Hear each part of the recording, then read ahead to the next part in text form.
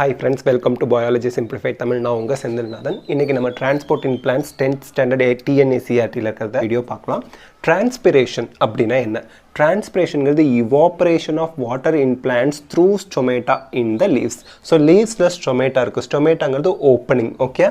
Stomata வழியா water vapor evaporate ஆகி போறது, நீராவியா evaporate ஆகி போறது தான் நம்ம வந்து transpiration அப்படிங்கிறோம். Stomata open in day, closed in night. நம்ம வீட்ல கதவை எப்போ ஓப்பனா வச்சிருப்போம் டே டைம்ல, எப்போ க்ளோஸ் பண்ணி வச்சிருவோம் பூட்டு வச்சிருவோம் நைட் டைம்ல. என்ன திருட கொள்ளக்காரன்லாம் வந்துடக்கூடாது இல்லையா, அதுக்காக. அதே தான் பிளான்ட்லையும் ஸ்டொமேட்டாங்கிறது ஓப்பனிங் தானே, டே டைமில் ஓப்பனாக இருக்கும், நைட் டைமில் க்ளோஸ்டாக இருக்கும். ஈஸியாக ஞாபகம் வச்சுக்கோங்க. Next, opening and closing of stomata is due to the change in turgidity of the guard cells. இப்போது நம்ம கதவை திறக்கிறது ஓப்பன் பண்ணுறது, நம்ம போய் கதவை திறக்கலாம், நம்ம போய் க்ளோஸ் பண்ணலாம்.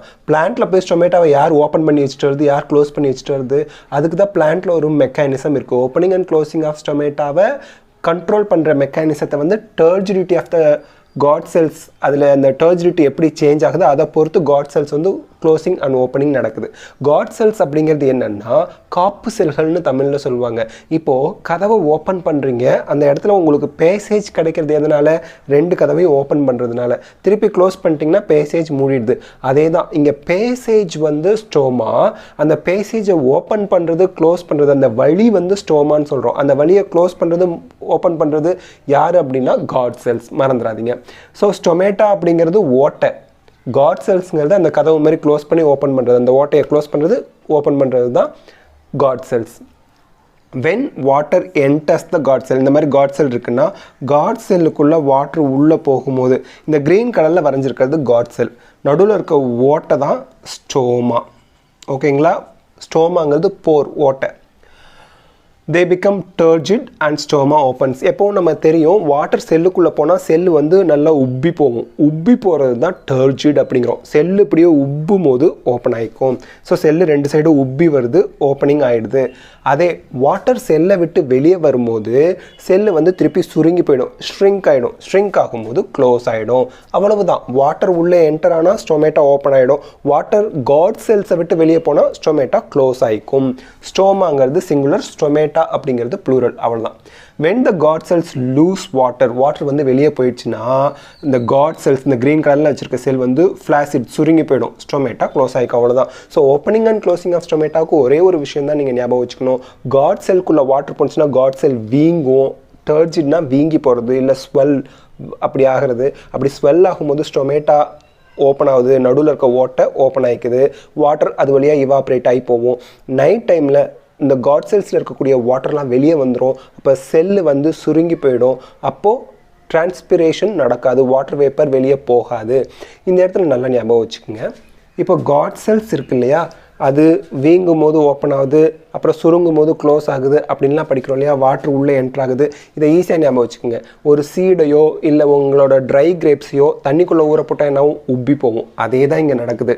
செல்லுக்குள்ளே வாட்டர் போகும்போது உப்பி போகுது. அதே அது ட்ரை பண்ணும்போது தண்ணியெல்லாம் வெளியே வந்துருச்சுன்னா சுருங்கி போயிடுது. நல்ல திராட்சையை ட்ரை பண்ணால் சுருங்கி போயிடுது இல்லை, அதே தான் இங்கே வாட்டர்லாம் வெளியே போயிடுச்சுன்னா சுருங்கி போயிடுது, க்ளோஸ் ஆகிடுது. இது டே டைமில் நடக்குது, இது நைட் டைமில் நடக்குது. ஓகேயா. நெக்ஸ்ட், இப்போது டிரான்ஸ்பிரேஷன் ப்ராசஸ் எப்படி நடக்குதுன்னு பார்க்கலாம். Water evaporates from mesophyll cells. Mesophyll அப்படின்னா ஞாபகம் வச்சுக்கணும். மீசோனா மிடில், ஃபில்னா லீஃப். லீஃபில் இருக்கக்கூடிய செல்ஸை மீசோஃபில் செல்ஸ்மோ, வேறு ஒன்றுமே கிடையாது. மீசோஃபில்னா இங்கே கன்ஃபியூஸ் பண்ணிக்காதீங்க. லீஃபில் இருக்க செல்ஸுக்கு பேர் mesophyll cells. Don't forget. Mesophyll cells of லீவ்ஸ்னு அவங்களே கொடுத்துட்டாங்க த்ரூ ஸ்டொமேட்டா.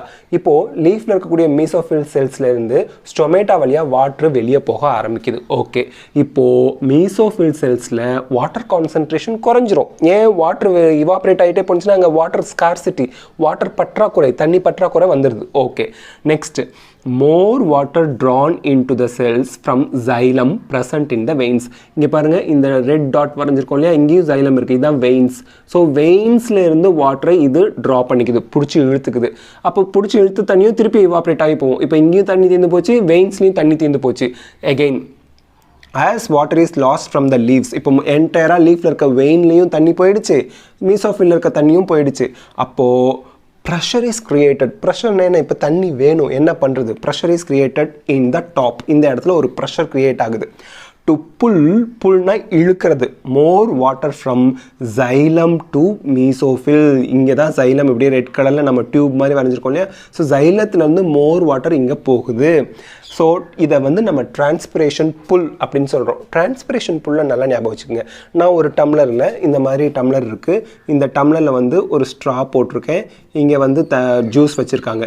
இங்கே வாயை வச்சு நம்ம குடிக்கிறோம். ஸோ குடிக்கும் போது என்ன ஆகும்? முதல்ல உங்களுக்கு இந்த ஏரியாவில் இருக்க ஜூஸ் மேலே உங்களுக்கு வாயில் வரும். அதுக்கப்புறம் நீங்கள் இழுக்கும் போது ஒரு புல் இழு விசையை கொடுக்குறீங்க. அப்போது இந்த இடத்துல இருக்கக்கூடிய ஜூஸ் மேலே போகும். அப்புறம் டம்ளரில் இருக்கக்கூடிய ஜூஸ் உள்ளே வரும் ஸ்ட்ராக்குள்ளே. அப்படியே கண்டினியூஸாக நடக்கும். அதே தான் இங்கே நடக்க போகுது. ஸோ மீசோஃபில்லேருந்து வாட்டர் வெளியே போயிடுச்சு. வெயின்ஸ்லேருந்து வாட்டர் மீசோஃபிலுக்கு வந்தது. வெயின்லேருந்து ஜைலம் மூலியமாக. அதுக்கப்புறம் மெயினாக ஸ்டெம்மில் இருக்கக்கூடிய ஜைலத்தில் இருக்கக்கூடிய வாட்டரும் இங்கே போணுச்சு. அப்போ இங்கே எல்லாம் வாட்டர் கம்மியாக இருக்குது. தென் ஒரு புல் இழுவை விசை ஏற்படுது. மேலேருந்து வாட்டர் இவாப்ரேட் ஆகி போயிட்டே இருக்கிறதுனால அதை தான் டிரான்ஸ்பிரேஷன் புல் அப்படிங்கிறோம். It extends up to root. அந்த டிரான்ஸ்பிரேஷன் புல் ஃபோர்ஸ் வந்து ரூட் வரைக்கும், இங்கே வரைஞ்சிருக்கோம் நம்ம ரூட் வரைக்கும் அந்த விசை, அந்த இழுக்கிற தன்மை போகுது. So root absorbs more water from the soil. ரூட்டுக்கு வாட்டர் எங்கேருந்து கிடைக்கும்? சாயிலேருந்து கிடைக்கும். ஸோ சாயிலில் இருக்க வாட்டரை ரூட்டு அப்சார்ப் பண்ணுது.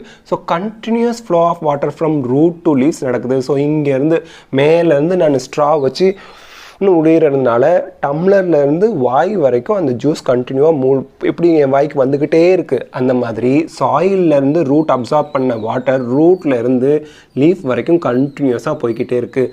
இதை தான் நம்ம டிரான்ஸ்பிரேஷன் புல் அப்படின்னு சொல்கிறோம். டிரான்ஸ்பிரேஷனில் இப்போ நம்ம பார்க்குறது ஃபேக்டர்ஸ் அஃபெக்டிங் டிரான்ஸ்பிரேஷன். இதில் எக்ஸ்டர்னல் இன்டர்னல்னு 2 ஃபேக்டர்ஸ் வந்து டிரான்ஸ்பிரேஷனை அஃபெக்ட் பண்ணுது. எக்ஸ்டர்னல் ஃபேக்டருங்கிறது என்வாயன்மெண்டல் ஃபேக்டர், சரௌண்டிங்கில் இருக்கிறது. இன்டர்னல் ஃபேக்டர் அப்படிங்கிறது பிளான்ட்ஸ்லேயே இருக்கிறது. ஸோ டெம்பரேச்சர் அதிகமான டிரான்ஸ்பிரேஷன் அதிகமாகும். டெம்பரேச்சர் கம்மியாகும் போது டிரான்ஸ்பிரேஷன் குறையும். லைட் இருக்கும்போது டிரான்ஸ்பிரேஷன் அதிகமாக இருக்கும். எப்படி சார் அப்படின்னா, டே டைமில் லைட் இருக்குது, ஸ்டொமேட்டா ஓப்பனாக இருக்குது, டிரான்ஸ்பிரேஷன் நடக்கும். நைட் டைமில் லைட் கிடையாது, அப்போ ஸ்டோமா க்ளோஸ் ஆயிடுது, டிரான்ஸ்பிரேஷன் நடக்காது. So light is also a external factor.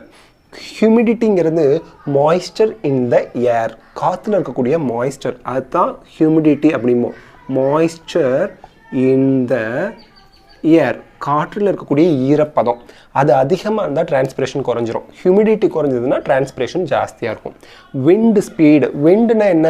ஏருக்கும் விண்டுக்கும் என்ன டிஃப்ரெண்ட்? ஏருங்கிறது மூவ்மெண்ட் இல்லாமல் இருக்கிறது. ஏர் மூவ் ஆகும்போது ஏர் இன் த மோஷன் அப்படின்னு சொல்லுவாங்க. அதை தான் விண்ட் அப்படிமோ. ஸோ வேகமாக காற்றடிச்சதுன்னா டிரான்ஸ்பிரேஷன் அதிகமாக நடக்கும். கம்மியாக காற்றடிச்சதுன்னா டிரான்ஸ்பிரேஷன் குறைவாக தான் இருக்கும். So these are the external factors. Internal factors அப்படிங்கும்போது number and distribution of stomata. ஸ்டொமேட்டாவோட நம்பர் ஜாஸ்தியாகவும் அதிக அளவில் டிஸ்ட்ரிபியூட் ஆகிருந்ததுன்னா டிரான்ஸ்பிரேஷன் ஜாஸ்தியாக இருக்கும். கம்மியாக இருந்தால் கம்மியாக தான் இருக்கும். Percentage of open stomata. ஒரு பிளான்ட்டில் எல்லா ஸ்டொமேட்டாவும் ஓப்பனாக இருக்கணும்னு அவசியம் இல்லை. சில லீஃப் எல்லாம் நிழலில் போய் உட்காந்துருக்கும். ஸோ லைட் பட்டால் கூட பெரிய பெரிய லீவ்ஸ், குட்டி லீவ்ஸை நிழலில் போய் விட ஆரம்பிச்சிடும். அப்போ அங்கெல்லாம் ஸ்டொமேட்டாவோட ஓப்பனாக இருக்கக்கூடிய ஸ்டொமேட்டாவோட நம்பர் குறைவாக தான் இருக்கும். ஸோ எவ்வளோக்கு எவ்வளோ ஸ்டொமேட்டா ஓப்பனாக இருக்குது, ஜாஸ்தியாக இருந்தால் டிரான்ஸ்பிரேஷன் ஜாஸ்தி, குறைவாக இருந்தால் டிரான்ஸ்பிரேஷன் குறைவு. Water status of the plant அப்படிங்கிறது என்னென்னா, இப்போ ஜீரோஃபைட்டிக் பிளான்ட்டா இல்லை அது வந்து மீசோஃபைட்டிக் பிளான்ட்ஸா, அக்வாட்டிக் பிளான்ட்ஸா, அந்த மாதிரி. ஸோ அதுக்கு தகுந்த மாதிரி டிரான்ஸ்பிரேஷன் பாதிக்கும். கேனோப்பி அப்படிங்கிறது என்னென்னா, இப்போது ஒரு பிளான்ட் இப்படி இருக்குது, அனதர் பிளான்ட் இப்படி இருக்குது, இப்படி நிறைய மரங்கள் இப்படி இருக்குது. இங்கே பாருங்கள், மேலே இந்த ஏரியா இதுக்கு பேர், இது வந்து டென்ஸ் ஃபாரஸ்ட்டில் தான் இருக்கும். இதை வந்து கேனோப்பி அப்படின்னு சொல்லுவாங்க, மேலே இருக்கக்கூடிய கவர். இப்போ கீழெல்லாம் குட்டி குட்டி பிளான்ட் இந்த மாதிரி இருக்குன்னு வச்சுக்கோங்களேன். இந்த கீழே இருக்க பிளான்ட்டெல்லாம் இந்த கேனோப்பி கவர் திக்காக இருந்ததுன்னா நிழலில் வந்து மறைச்சிக்கும். அப்போது கீழே இருக்க பிளான்ட்ஸோட டிரான்ஸ்பிரேஷன் ரேட் குறையும். இதை தான் கேனோப்பி ஸ்ட்ரக்சர்பாங்க. அதே மாதிரி இந்த பிளான்ட்லேயே கேனோப்பி வந்து அந்த மேலே இருக்கக்கூடிய ஏரியாவை ரொம்ப கவர் பண்ணியிருந்துச்சுன்னா இதுக்குள்ளே இருக்கக்கூடிய லீவ்ஸோட ஸ்டொமேட்டாலாம் லைட் படாமல் க்ளோஸ்டாக இருக்கும். ஸோ இந்த கேனோப்பி கவரும் ஒரு இன்டர்னல் ஸ்ட்ரக்சர் தான் இந்த டிரான்ஸ்பிரேஷன் ரேட்டை அஃபெக்ட் பண்ணுறது. Okay, next importance of transpiration. Transpiration ஏன் நமக்கு எதுக்கு நடக்கணும்? ஏன்னா டிரான்ஸ்பிரேஷனுங்கிறது லாஸ் ஆஃப் வாட்டர். பிளான்ட் வாட்டரை லாஸ் பண்ணிக்கிட்டே இருந்ததுன்னா அதுக்கு தேவையில்லாத ஒன்று தானே. அப்போ டிரான்ஸ்பிரேஷன் நடக்காமல் இருந்தால் நல்லது தானேன்னு நினைப்போம். இல்லை, டிரான்ஸ்பிரேஷனால் நிறைய இம்பார்ட்டன்ஸ் இருக்குது. அது என்னங்கிறத பார்க்கலாம். It creates transpiration pull. So transport of water வந்து கண்டினியூவாக இருந்துக்கிட்டே இருக்கும். டிரான்ஸ்பிரேஷன் புல்னா என்ன, நம்ம சொன்னோம் இல்லையா, ஒரு கிளாஸில் ஸ்ட்ரா வச்சு ஜூஸ் குடிக்கிற கணக்கு தான். ஸோ மேலே வாட்டர் இவாப்ரேட் ஆக நம்ம எப்படி ஜூஸை உரிய கீழேருந்து ஜூஸ் கண்டினியூ வந்து அந்த மாதிரி சாயிலில் இருக்கக்கூடிய வாட்டர் மேலே வாட்டர் இவாப்ரேட் ஆக ஒரு டிரான்ஸ்பிரேஷன் புல் அப்படிங்கிற ஒரு ஃபோர்ஸ் கிரியேட் ஆகி கண்டினியூவாக வாட்டர் டிரான்ஸ்போர்ட் ஆகிக்கிட்டே இருக்கும். இதனால் என்ன use? Transport of minerals from soil to all parts of the plant. இப்போது சாயிலேருந்து தான் மினரல் பிளான்ட்டுக்கு கிடைக்குது. ஸோ அப்போ வாட்டர் கண்டினியூவாக சக் பண்ணி அப்படியே டிரான்ஸ்பிரேஷன் புல்லில் கண்டினியூவாக போய்கிட்டே இருந்தால் தான் வாட்டர் மட்டும் தான் இவாப்ரேட் ஆகும், இந்த மினரல் சால்ட்ஸ் இவாப்ரேட் ஆகாது. அப்போ continuous supply of mineral salts இந்த டிரான்ஸ்பிரேஷன் புல் மூலியமாக வாட்டர் கண்டினியூவாக மூவ் ஆகிக்கிட்டே இருக்கிறதுனால கிடைக்குது. Next, it supplies water for photosynthesis. ஃபோட்டோசிந்தசிஸ்னால் என்ன? கார்பன் டை ஆக்சைடு, வாட்டர், இது ரெண்டும் சேர்ந்து கார்போஹைட்ரேட்டை ப்ரொடியூஸ் பண்ணுறது தானே. அப்போ ஃபோட்டோசிந்தசிஸ்க்கு one of the raw material water. So ஃபோட்டோசிந்தசிஸ்க்கு வாட்டரை சப்ளை பண்ணுறது டிரான்ஸ்பிரேஷன் தான், ஏன்னா கண்டினியூஸ் சப்ளை ஆஃப் வாட்டர் இருக்கிறதுனால. Cools the surface of leaves. Entire plant கிடையாது, லீவ்ஸில் மட்டும் அந்த சர்ஃபேஸ் ஏரியாவை கூல் பண்ணுது பை இவாப்ரேஷன் ஆஃப் வாட்டர். இப்போ நமக்கெல்லாம் வேர்க்குது, எதனால் வேர்க்குது? அந்த வேர்வையை துடைக்காமல் அப்படியே விட்டிங்கன்னா அந்த வேர்வை இவாப்ரேட் ஆகி நம்ம பாடியை கூல் பண்ணுறதுக்காக தான் வேர்வை வருது. அதே மாதிரி தான் பிளான்ட்டோட லீவ்ஸில் இவாப்ரேஷன் ஆகும்போது அந்த சர்ஃபேஸை குளிர்விக்கிறதுக்கு ஹெல்ப் பண்ணுது. Next, it keeps the cell turgid. டர்ஜிட்னா என்ன நான் சொன்னோம், இந்த சீடெல்லாம் தண்ணிக்குள்ளே போட்டால் எப்படி தண்ணி அப்சார்ப் பண்ணி உப்பி இருக்குது, அந்த மாதிரி செல்ஸ் எல்லாம் தண்ணியை அப்சார்ப் பண்ணும்போது உப்பி இருக்கும். ஸோ செல்ஸ் எல்லாம் உப்பி இருக்கும்போது அந்த பிளான்ட் பார்க்குறதுக்கு ஃப்ரெஷ்ஷாக ஸ்ட்ரைட்டாக நல்லா தலன்னு தெரியும். நம்மளே சொல்லுவாங்கள்ல, எந்த பிளான்ட்டுக்கு தண்ணி ஊற்றுறோம் அது தலன்னு இருக்குது, தண்ணி ஊற்றாத பிளான்ட்டு அப்படியே சூம்பி போய் காஞ்சி போய் வில்ட்டிங் அப்படின்னு சொல்லுவாங்க, காஞ்சி போய் இருக்குது அப்படிம்போம். ஸோ பிளான்ட்டோட லீவ்ஸு, பிளான்ட்டோட ஸ்டெம் எல்லாம் தலன்னு அப்படியே ஸ்ட்ரைட்டாக அதோட பொசிஷனில் அதோட ஸ்ட்ரக்சரில் இருக்கணும்னா அந்த பிளான்ட்டில் இருக்கக்கூடிய அத்தனை செல்லும் டர்ஜிடாக இருக்கணும், அதுக்கு கண்டினியூஸ் வாட்டர் சப்ளை இருக்கணும். So keeps the cell turgid, hence maintain their shape. செல்ஸோட ஷேப்பு, தென் டிஷ்யூவோட ஷேப்பு, தென் ஆர்கனோட shape. That means leaf, stem, root, இதோட ஷேப்பெல்லாம் நல்லா ஃப்ரெஷ்ஷாக நல்லா அதோட பர்டிகுலர் ஷேப்பில் வைக்கிறதுக்கு இந்த டிரான்ஸ்பிரேஷன் நமக்கு ஹெல்ப் பண்ணுது. So this is the transpiration பற்றி நம்ம இன்றைக்கி டீட்டெயில்டாக பார்த்துருக்கோம். இந்த வீடியோ உங்களுக்கு ஹெல்ப்ஃபுல்லாக இருந்தால் லைக், ஷேர், கமெண்ட் பண்ணுங்கள். பயாலஜி சிம்பிளிஃபைட் தமிழுக்கு சப்ஸ்கிரைப் பண்ணுங்கள். தேங்க்யூ.